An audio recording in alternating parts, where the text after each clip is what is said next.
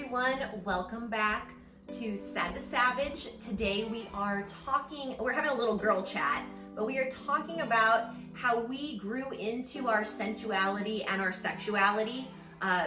We've talked about this in previous videos, so definitely check back and see our intro video to this.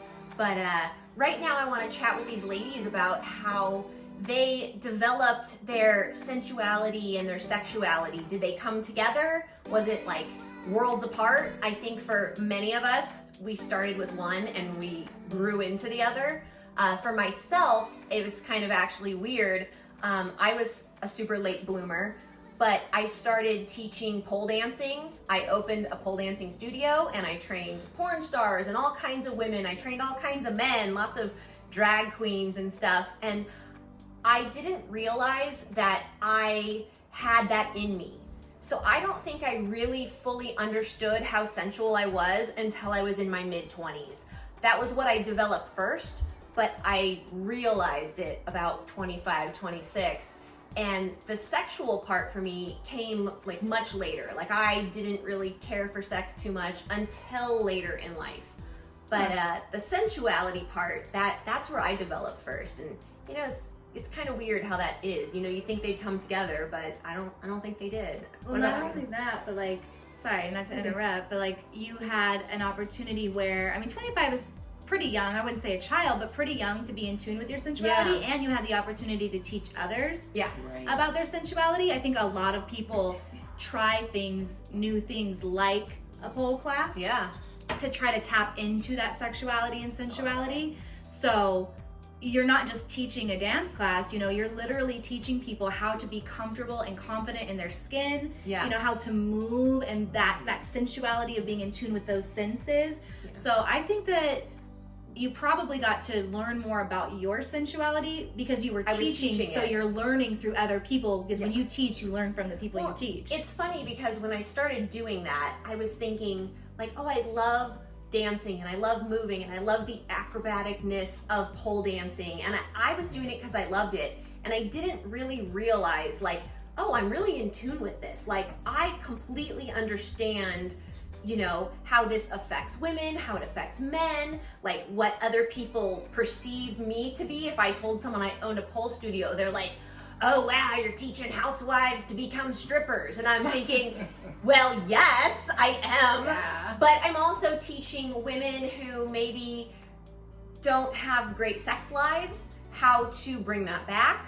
I've had like, you know, 60-something-year-old women take my class and they're like, how do I hold the pole? And I'm like, I don't know, like you're giving a hand job, like it's just hold it, you know? So like you make these jokes and you tease people and they get a smile and then they're comfortable, you know, and months later they're doing so much more than, you know, they ever even thought they would. And I guess I didn't really see myself as being a super sensual person until I started doing that. So it's really weird, you know? And it helped you grow into yours. Yeah, it did. That is cool. It did. What about for you, Anastasia? I mean, for me, I was the wild child. So I started learning about sexuality at a very early age. And I attribute it to the way I was raised. So, you know, I grew up in a very conservative Catholic home.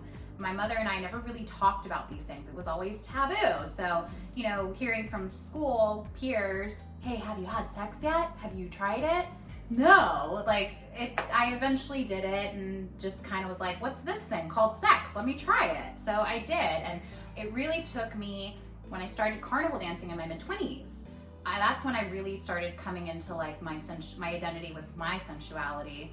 And it was a beautiful, beautiful process. I really wish, looking back, that it was the opposite for me, that I really grew into my sensuality first. But, you know, being raised by a narcissistic mother wasn't really possible. So that's how wild children behave. Well, too, it's like you've got to learn through experience, you know? Like, oh, I've got to try it. Like if you don't talk about it, you don't hear about it, you got to do it. So and Mom, I love you, you know, we're good. But like, that's unfortunately, I hate to say it, but that's what you're going to get when you're dealing, especially with teenage girls, and you're not having open discussions with them. So that's what happened with me. So my sexuality started first. Everyone was doing it, so I was like, I want to try it. Whatever it is, let me just try it, and then make an opinion if I liked it. But I didn't really understand how to attach the emotions until later on in life. Right. That's fair enough. Which is why it's so important to have the open conversations, because I think when sensuality and sexuality don't go hand in hand, which they don't, they rarely do, you know, but when they do, there's something beautiful in that. And you're not going to just have sex with anybody, do something that you're not comfortable with. Those kinds of behaviors, if you're in tune with your sensuality. If you're just trying sexuality and you think it's about pleasing the other person or just about the physical acts, you might do things that you're not comfortable with, ready for, Very true. right? But when you do understand the sensual side of things, it almost puts sex on a pedestal, Yeah. maybe? Yep. Okay. Yep. So I think, that's a good example of, you were like, if I'm not going to learn from, you know, where I should be learning from, I'm going to take matters into my own hands. And that's what children don't need to be doing. No, they really don't. What about for you, Coach? Well, like I said, I was a late bloomer, so I pretty much was with the same guy for like 20 plus years. So That was your ex-husband, right? That's my ex, and we started out as just innocent kids. So we learned everything together. He was a virgin, I was a virgin. We were in college. We didn't start until we were like, you know, early 20s. So for me, it was more so just learning myself, learning my body. A lot of my girlfriends, they taught me things. Educate you. They educated me because, once again, in my house, we didn't talk about that. That was taboo. And it's so funny because recently I had a conversation with my mom. And I said, you know, we never talked. She was like, I didn't know what to tell you. My mother's almost... Herself wasn't. She's almost 70. She's like, I didn't know. My mom didn't teach me. I didn't really know how to explain that to you guys.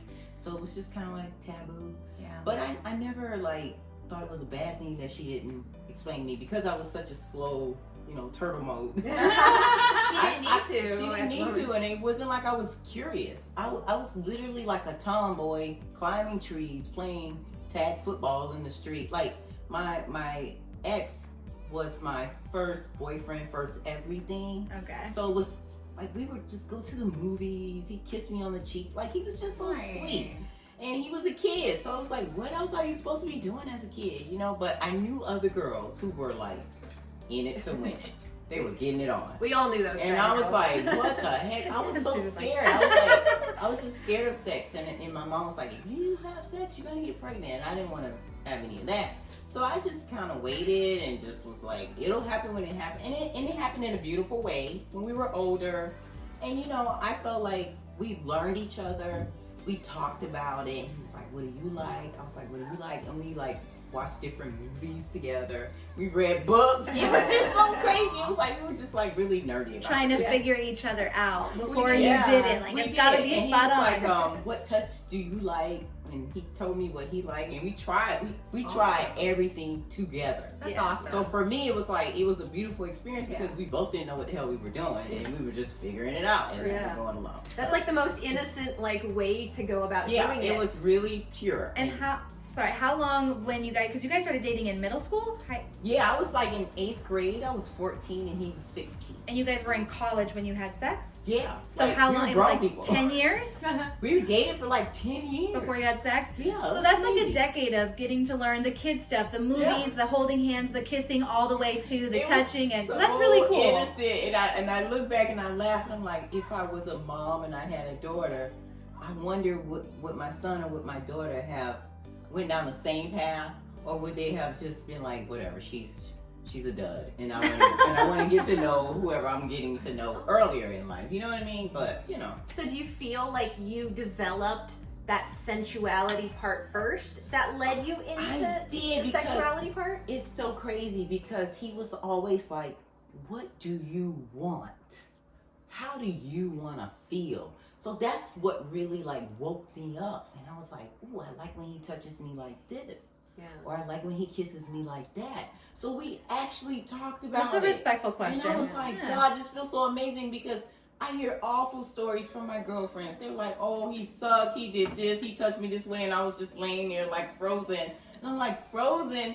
And they call that the lazy lay. The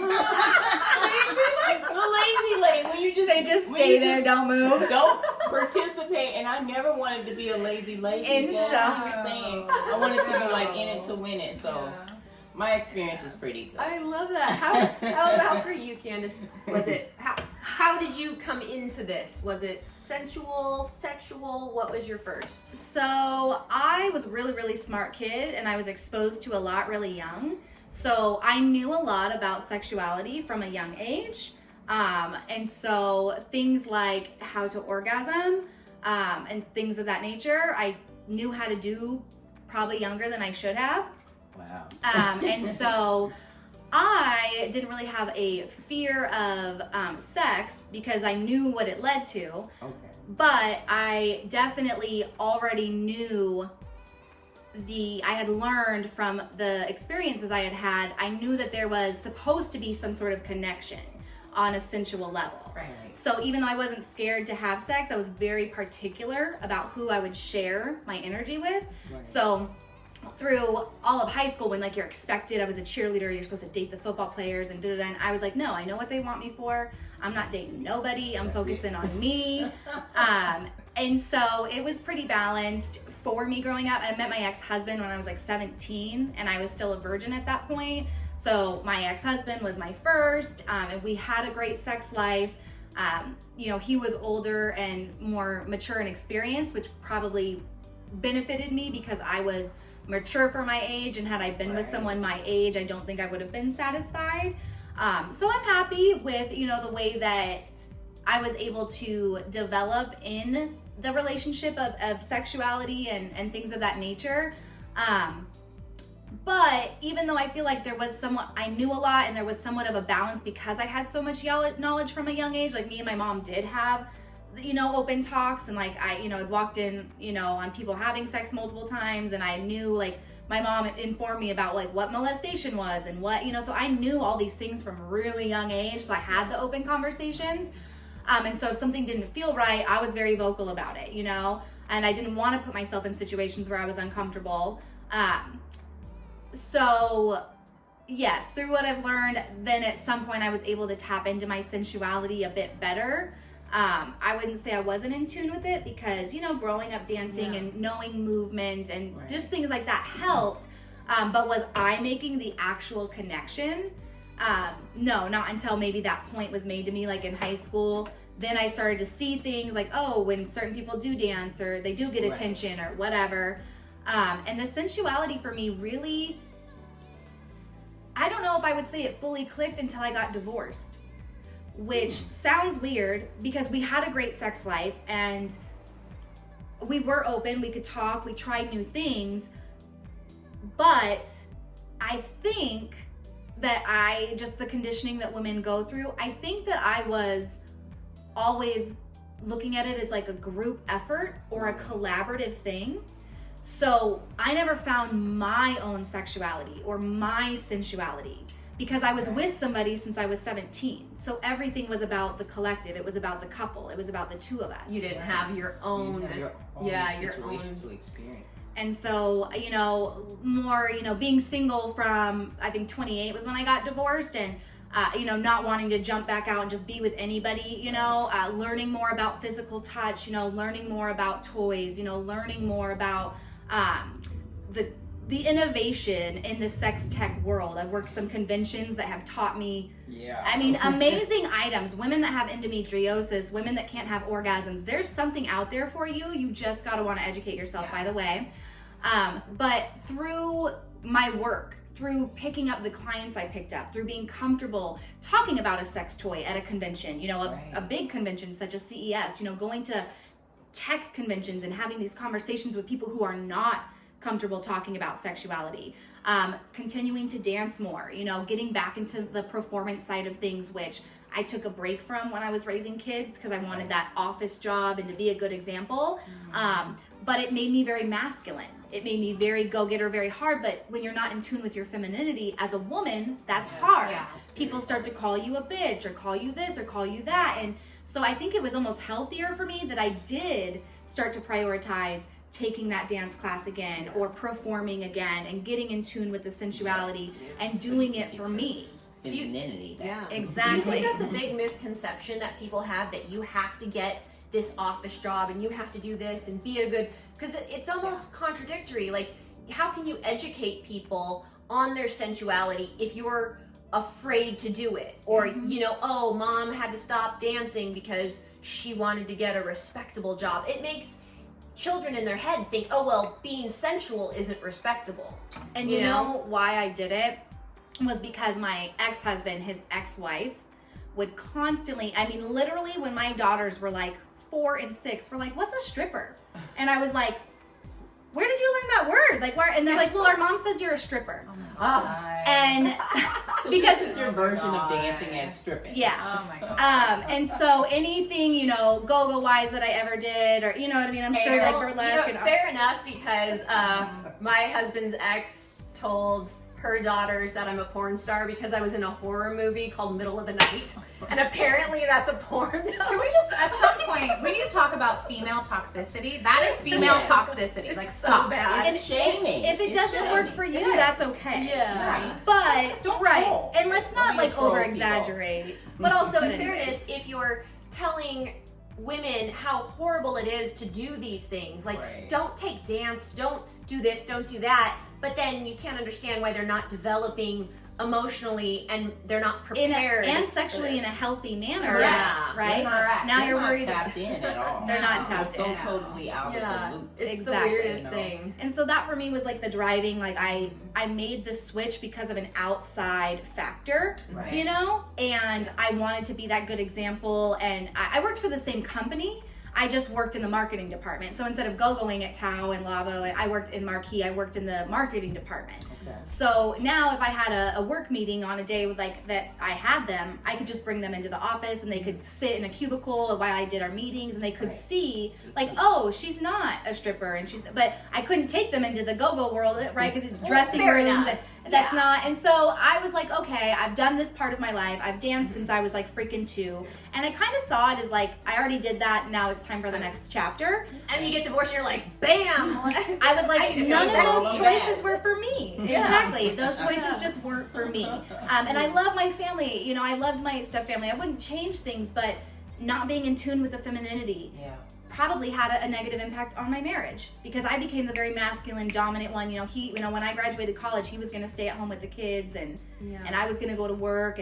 But the more that we do that, we do lose touch with our femininity. So to balance that, because I still work and I'm still a badass and I'm still a go-getter, I do take the burlesque classes, or I do go and perform with my peers, or I do go and I have found a healthy balance in my sexuality and in my sensuality, which I think is so important. That's awesome. I would love for other people to find Yeah. that, you know? Absolutely. So, yeah. Yeah, well, and it's amazing that we can share all of these different experiences, because everyone grows up with a different family like structure and different beliefs and Right. different things. I realize go into why parents make decisions to tell their children certain things, or what to do, what not to do, or why significant others might treat a relationship differently. So it's really great to have these types of conversations. I hope that you will go into our comments and tell us about, you know, your situation. Like, how did you become what you are now? You know, are you in touch? Are there other ways that, you know, you can share with us as to how we can possibly become more in touch with our own sensuality or sexuality? There's so much for us to learn and to grow from, and we really appreciate all of you out there constantly giving us your feedback. Please make sure that you like and follow and subscribe. You know, we want you here on this channel, so thank you so much, and we will see you soon.